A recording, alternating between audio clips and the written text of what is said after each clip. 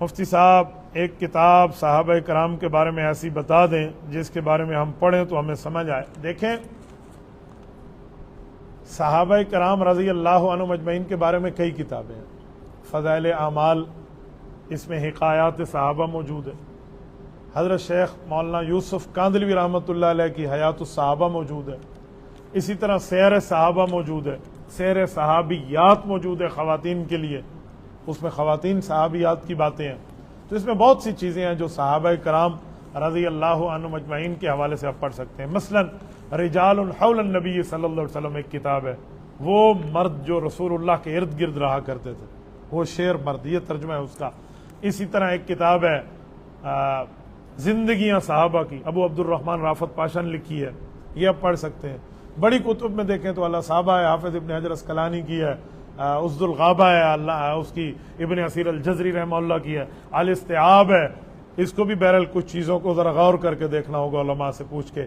ابن عبد البر مالکی کی کتاب ہے، مشاجرات کے باب میں تھوڑا اس سے بچ کے، باقی انہوں نے چیزیں اچھی لکھی ہیں.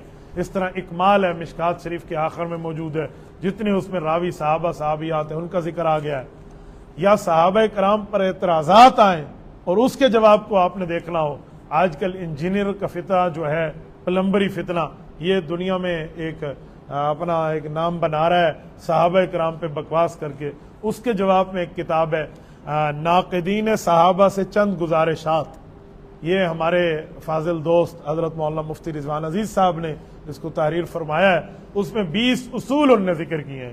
اس دن انہوں نے مجھے ساہیوال کے جلسے پہ ہی وہ ہدیہ دی، تو میں نے اس کو الحمدللہ ایک ہی دن میں وہاں مکمل کیا. جب میں گھر آیا پھر میں نے انہیں کال کی، میں نے کہا مولانا کیا بات ہے، چس آ گئی ہے.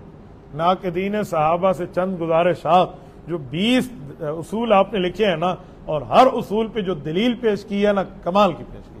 آپ مولانا رضوان عزیز صاحب کی کتاب ہے ناقدین صحابہ سے چند گزارشات، یعنی جو صحابہ پہ اعتراض کرتے ہیں نا ان کو اصول بتائیں کہ صحابی پہ اعتراض، اس کا جواب بھی تو اللہ کے رسول نے دیا. اگر صحابی سے تمہیں کوئی مسئلہ ہے تو حضور فرماتے ہیں میرا تعلق اس سے دیکھ لو، پھر اللہ کا معاملہ اس سے دیکھ لو. اللہ نے انہیں غفرت لکم کہہ کر معافی دے دی ہے، رضی اللہ عنہم ان کے نام کا حصہ بنا دیا ہے، جن سے اللہ راضی ہے. تو آپ کو کیا مسئلہ ہے ان سے؟ اگر رسول اللہ صلی اللہ علیہ وسلم اور حضور کے صحابہ کا کوئی مسئلہ تھا، پہلے تو نہیں تھا جیسے وہ کہتے ہیں، اگر تھا تو استاد شاگرد کلاس میں مسائل کو حل کر لیتے. آؤٹ سائڈر کو پرمیشن نہیں ہے کہ وہ شاگرد کے معاملات میں بولے، وہ استاد جانے شاگرد جانے. نبی پاک نے ان کو سینے سے لگایا، حضور پاک علیہ الصلوۃ والسلام کے وہ قرب میں رہے. بلکہ محدث زادہ سید زادہ ہے مولانا یوسف بن نوری رحمہ اللہ، کیا جملہ کہتے تھے، کہتے ہیں اگر حضور پاک کے صحابہ آپ نکال دیں شریعت میں، پھر بسم اللہ کریں وہ آنکھیں لے کر آئیں جن آنکھوں نے حضور کا دیدار کیا تھا. پھر وہ ہاتھ کہاں سے لاؤ گے جن ہاتھوں نے حضور کے ہاتھ میں ہاتھ دے کر بیعت کی تھی؟ وہ پاؤں کہاں سے لاؤ گے جو پاؤں چل کے حضور کے ساتھ جہاد میں گئے تھے؟ اگر صحابہ کو آپ مائنس کر دیں گے، پیچھے خاک اڑنا شروع ہو جائے گی، ککھ بھی نہیں بچے گا، ککھ بھی. دن میں 5 نمازیں ہیں، صبح کی فرض کی 2 رکعتیں ہیں، 2 رکعت چھوڑ دیں، 1 رکعت بھی چھوڑ دیں، 1 رکعت کی تلاوت بھی چھوڑ دیں، اعوذ باللہ بسم اللہ بھی چھوڑ دیں، صرف سبحانک اللہم لے لیں. ثنا صحابہ کو نکالیں، کوئی جرت کر کے مجھے اس دین سے ثابت کر کے دکھائیں. ایک صحابی کو آپ ہٹا دیں، یعنی کسی صحابی کو نہ رکھے، سارے ہٹ گئے.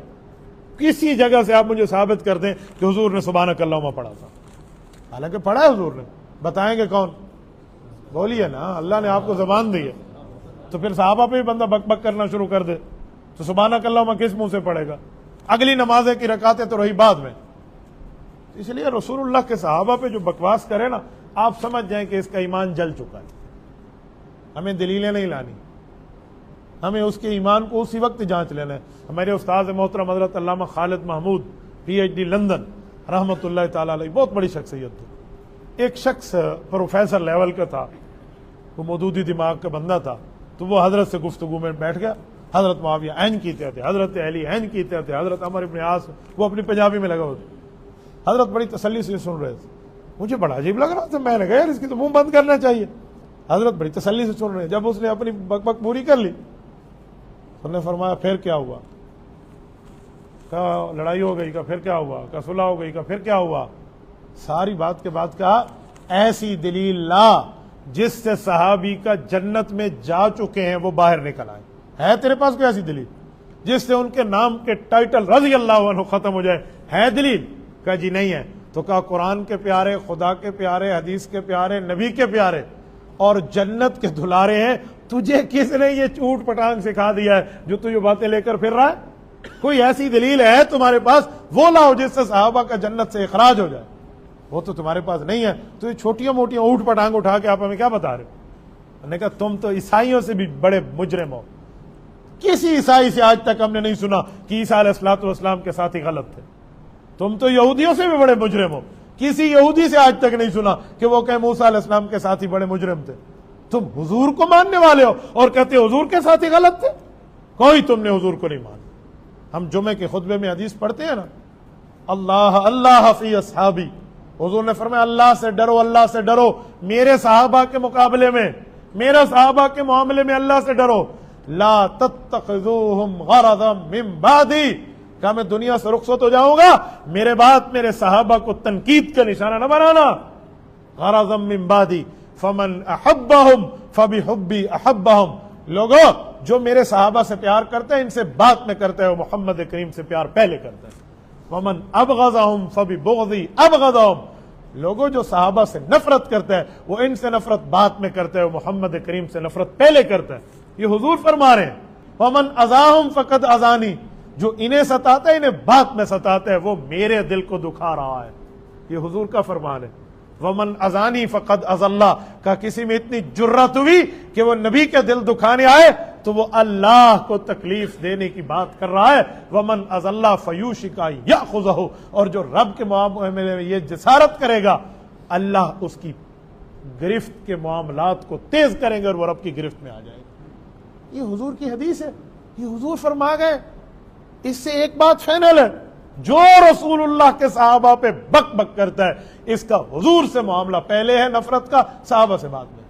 اسی لیے منہ بند کر دیا کریں جو حضور کے صحابہ پہ بولے. ایسا معاملہ نہیں. امام مالک کے پاس وقت کا امیر المؤمنین ہارون الرشید آیا اور اس نے آ کر کہا کہ من سب صحابہ النبی فی الفی حق. کہا امام مبارک میں نے آپ سے ایک سوال کرنا. امام مالک، امام دار الہجرت، رسول اللہ کے روزے پہ بیٹھ کے آدھی صدی جس نے حضور کی حدیث پڑھائی ہے. امام مالک اتنا احترام کرتے تھے، کہتے ہیں ایک مرتبہ کمر پہ بچھو ڈنگ مار رہا تھا، حضور کے روزے پہ حضور کی حدیث سنا رہے ہیں. چہرے کا رنگ تو بگڑا، اپنے آپ کو نہیں ہلایا. سارے اٹھ کے چلے گئے، دعا ہو گئی. شاگرد کو کہا پیچھے دیکھنا، کپڑا ہٹایا تو اس نے کہا 16 جگہ بچھو ڈنگ مار چکا ہے. یہ امام مالک کا احترام تھا حضور پاک صلی اللہ علیہ وسلم کے معاملے.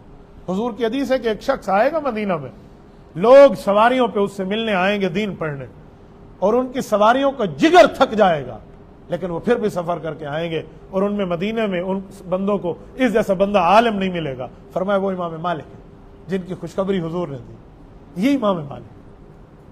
میں کبھی ان کے تذکرے کو پڑھتا ہوں نا میرے رونگٹے کھڑے ہو جاتے ہیں کہ امام مالک بن انس الاسبئی کیا تھے.